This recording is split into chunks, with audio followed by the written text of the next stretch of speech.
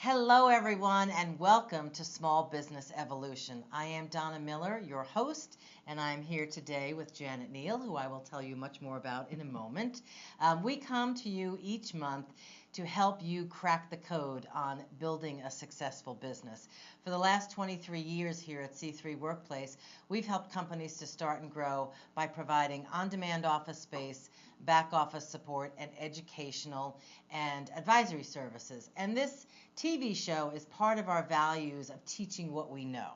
So Janet, introduce yourself to our audience and let's get into our conversation. Thank you. First of all, thanks so much for having me. It's always a delight to be with you, Donna. So my background is quite a variety of different things. Started as an educator and then found myself, that's a whole nother show, I can tell you all about that, story. How I got into corporate life and put together about a 20-year career at IBM. And during that time, most of that was spent in sales and marketing. And I happened to keep having children during that time. You did? Yes, 3 kids. And after my second child was born, I came back and I was working for this gentleman who was so forward-thinking. This is in the early 90s. And he had a belief that a balanced employee is a productive employee. And saw me coming back from this maternity leave. I had 2 small children at the time. And he was self-aware enough to know that if he kind of professed this, people wouldn't believe him because he was a total workaholic. So here I come, the good corporate employee, and he pulls me aside and he says, Janet, I'd like you to start a work-life balance initiative. And of course I said, yes. And I had never heard the term before. I had no idea what that meant. And so what I did, I was given free rein. It was the first initiative of its kind in New Jersey for IBM. And I put together a cross-functional, cross-level team of people, and we just brainstormed. What would make it so that when you're at work, you're at work, when you're at home, you're at home? So we did things like we had lunch and learn programs, which was kind of a new concept at the time, brought in Weight Watchers, brought in elder care conversations, had dry cleaners come on site, did a walking club.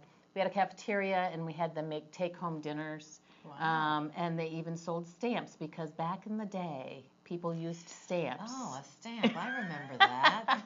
And at lunch, you'd have to go to the post office. So we sold them on site. And so I found more and more that that became my passion rather than selling computers. So fast forward a few more years, another child, I got to a point where I felt I couldn't take the job anymore. And I got this mysterious phone call from a headhunter. I never got phone calls from headhunters, who offered me a position with a startup firm. And it just seemed to be the right thing at the right time. And so I left there, went as a vice president of sales to the startup firm for a couple of years, and then got to the same point where I felt it's time for a change, and looked back on what was important to me, what skills did I like to use, what were my passions, where was the need in the marketplace, and then decided to go out on my own, take that giant leap, and started my first entrepreneurship venture called Productivity Resource Group, where I did training, coaching, speaking engagements, and had developed a methodology to help employees become more productive at work and more balanced in their lives. Amazing. So you touched on a few things which I think are really important to anyone who's trying to start a business. And one of the things you mentioned is when your boss at IBM came to you and said, I want you to create a work-life balance program, and you said, okay, and you didn't know what it was. That requires the skill, a very technical term I like to call figure it out. And I think that that is a skill that serves anyone well, right? I mean, you say, okay, I'm a smart person, I can figure this out. Right. And then you did the next smart thing, which you brought people together and you brainstormed a solution. Yep. And I think that that is a skill that is really important as you're trying to start or grow a business.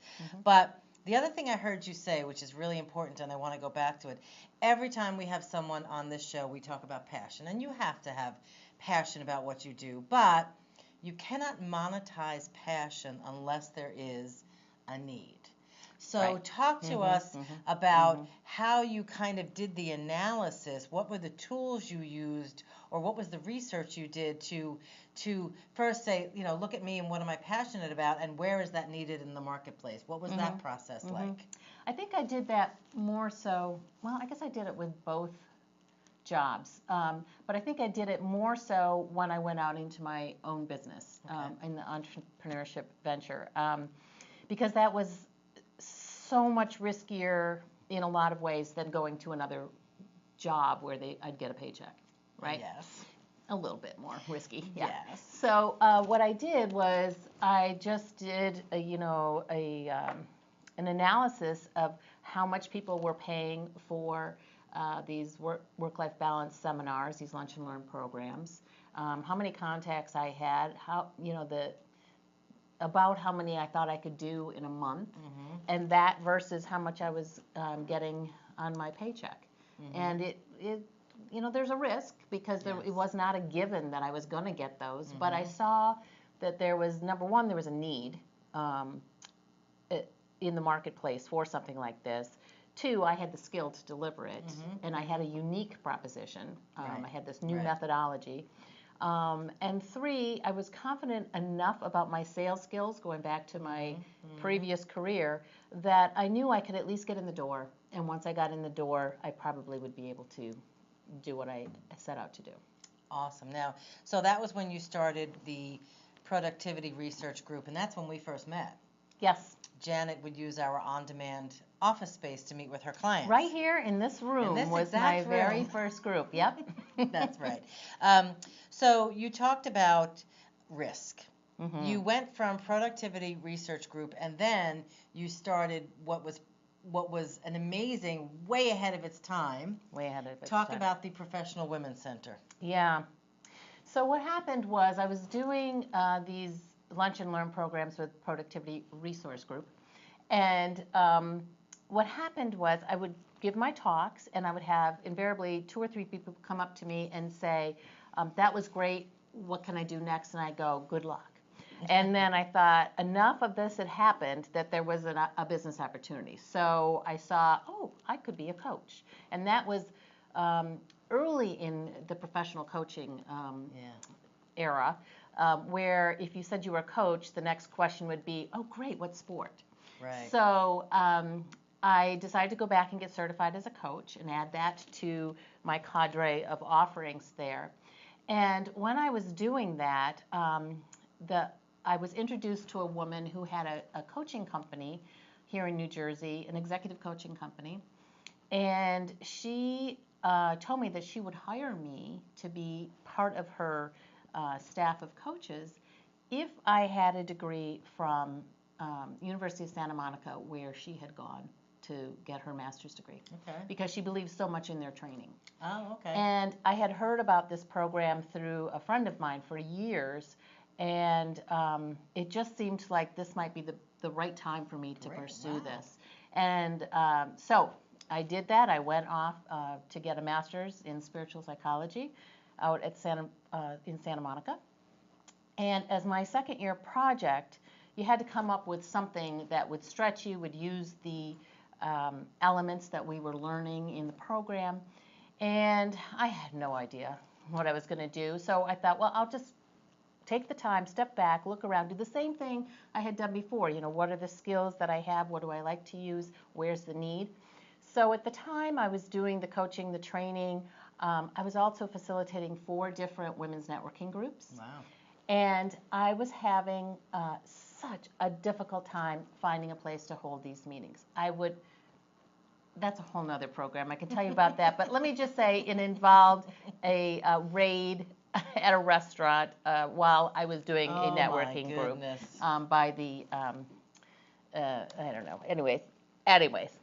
So there was a need. There were women who were looking for a place to meet. They wanted to connect with each other. And I was having a hard time finding a place for it. And I thought, wait a minute, men have had men's clubs for centuries.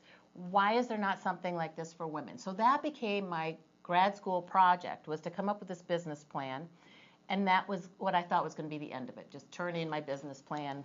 That's great. And as I did it, I thought, wait a minute, this might work. So again, I pulled together a little focus group of women. I presented the project. They were like, yes, when is it going to open? And this was a really amazing lesson for me, because once I committed to it and I believed in it, it flowed. I presented this in January to this group. In May, I had signed a lease, and in October, I opened the doors.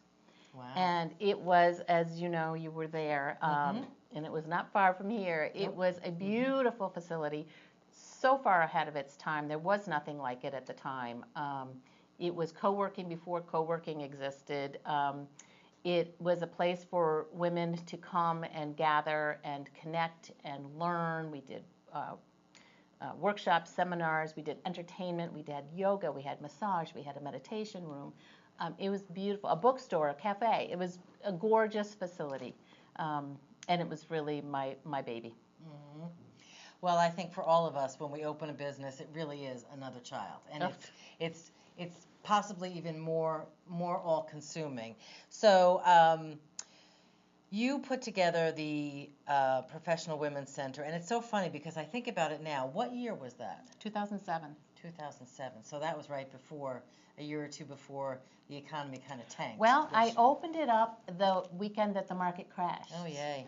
And the gas prices rose. Oh, dear. To over $4 a gallon. Oh, my goodness. Yes. Wow, great timing. No. Yikes. Anyway, and it's funny because several years later, in a funny networking story, Janet ended up coming on board and working here at C3. Mm-hmm. But actually, when you came on board, we were still Above and Beyond. Correct. Yes. Yes. So Janet was here when we went through the rebranding, which then co-working became a real thing. Exactly. So you were so far ahead of your time. Yeah. And it's funny because I'm sure you can relate to this. So I've been doing this for 30 years. It's hard to believe. And I've had this facility for 23. I know that I spent the first 15 years of my career explaining to people what I did. Exactly. I mean, it took that long for people to finally understand what it was we were doing. And you were doing it even before. Yeah. So I think the shared value there is that Janet and I both believe in the power of collaboration. For me, C3 is Connect, Collaborate, Community. But Janet, it's now morphed into the tribe, which really is another version of that same concept. Right. So you've pulled together this amazing group of women. So tell us about how that came about and where, what that group is doing. So when I left working here, which was just a fabulous experience. Oh, wait, I have to say, okay, on record. So here's what happened.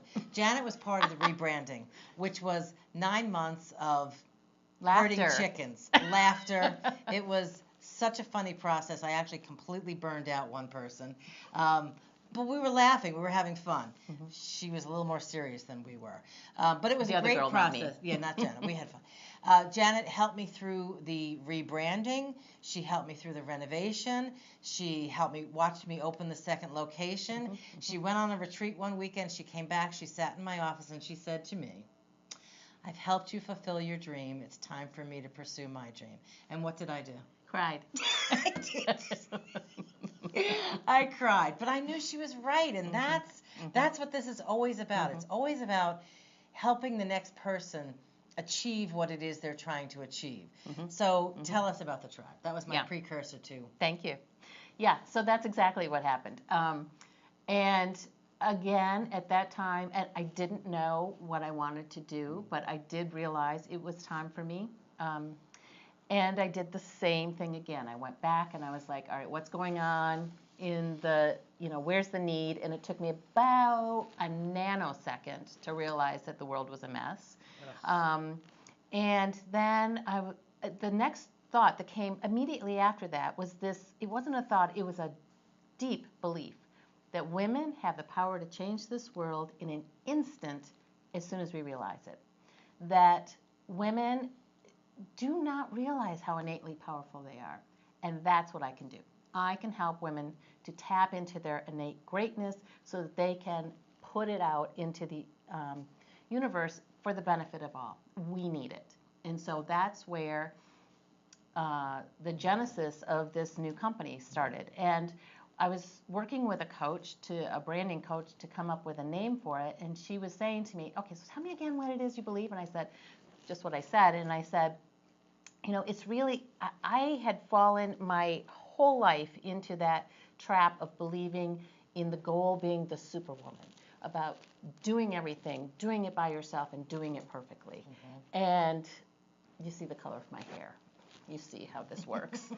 So it doesn't work. It serves no one. It just results in burnout and frustration. And I said, so it's not about the doing. It's not about, doing what somebody else says is the right thing to do. It's about, first of all, tapping into who you are, what your strengths are, what your passions are, what your values are, and then crafting and living a life from that. And that's where the power is. And I've seen it over and over and over again. You're an example of that. And so I'm telling her, I said, it's about the bee. And she goes, it's about the bee. It's superb. And I went, yes. And so that was where the name, the Superb Woman, came up. It's all about the bee. It's not about being a superwoman, because that's about doing. It's about being first and then doing. So I launched the Superb Woman back in 2013, I think it was. And I went back to my roots, and I did the coaching, the training, the speaking engagements. I had my first book come out. Mm-hmm. I was trying to find, I have such a passion for this concept. I feel that this is my mission in life, is to get this awareness into the universe. And so what can I do to get that out there? So I was thinking of all different things. And so first of all, the first thing, I've been writing and speaking and getting it out that way, but then this little thought came to me, you should do a show. And I'm like, yeah, right, pass that away. What do I know about show? And then that little voice came back. And I am wise enough now to know if I keep hearing that little voice, there's a reason I keep hearing that little voice. So I was like, all right, fine. You want me to do a show? I'll figure out how to do a show. So the only thing I knew at the time was Google Hangouts. So I thought, all right, I've been meeting these amazing women who were perfect examples of this concept of a superb woman, a woman who's comfortable in her own skin, who's taken the time to understand who she is, and then is doing the things and doing amazing things as a result and putting positive energy back into the world. So I thought, okay, great, I'll interview 2 or 3 of these women and put that out there on YouTube, and that will be it. So let's see, we are about 5 years into this. I'm going into my next season. I've interviewed over 70 women. Wow. And I keep thinking, nah, I'm done. And then someone goes, you know who you should interview.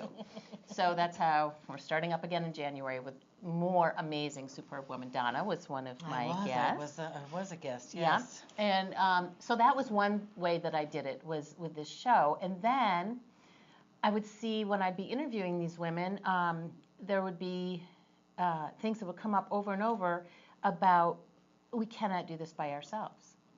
And so I thought, well, I know all these superb women on the West Coast, these superb women on the East Coast, and in between. They need to know each other. We need to help each other, because all these women believe in the power of helping each other.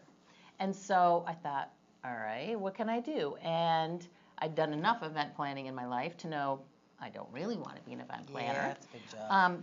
But I thought there's a way that we can connect women. So I put together what I call the Tribe of Superb Women, which is an online community for women who believe in the power of helping each other. And thank you for being one of my executive council members there. And so it's women coast to coast who are doing amazing things, but because they know who they are, and they are using their gifts and talents. And that is evolving. That is even evolving more, because now we have a secret Facebook group. So it's a place not to sell products and services, but to ask for support from other women. So we do that, and then we have an online community, and we do due to popular demand, we do some events from time to time as well, but we do a lot of training, and it's really a resource for women to help each other out. That's awesome. You know, and what I said in my little video on the tribe is, everyone has heard it takes a village to raise a child, but I really do think it takes a tribe to be a business owner, to be a successful professional. So I really admire what you're doing, and what you're doing is so aligned with what we do. You cannot grow a business in isolation. You cannot even get perspective on your own. I mean, I don't have the best perspective of my business because I'm in it. So I think it's important when you're starting or growing a business to find your tribe. Your tribe may not be Janet's tribe, it may not be my tribe, but you have to find your tribe. And I think the other thing that's really important about finding your tribe, and I say this in the Earn More program all the time, is you have to surround yourself with people who will not only support you, but tell you what you need to hear, not what you want to hear. Yeah. You can't surround yourself with yes people and grow a business. Exactly. Right? Exactly. So let's just come back to where really it all started in our last couple of minutes here. All of this came as the result of really building that program in IBM about work-life balance, and kicking off that skill of, well, I don't know, but I'll figure it out. And I certainly, 23 years ago when I opened this company, it was because I had a 10-year-old and a 7-year-old, and mostly I needed to be a mom.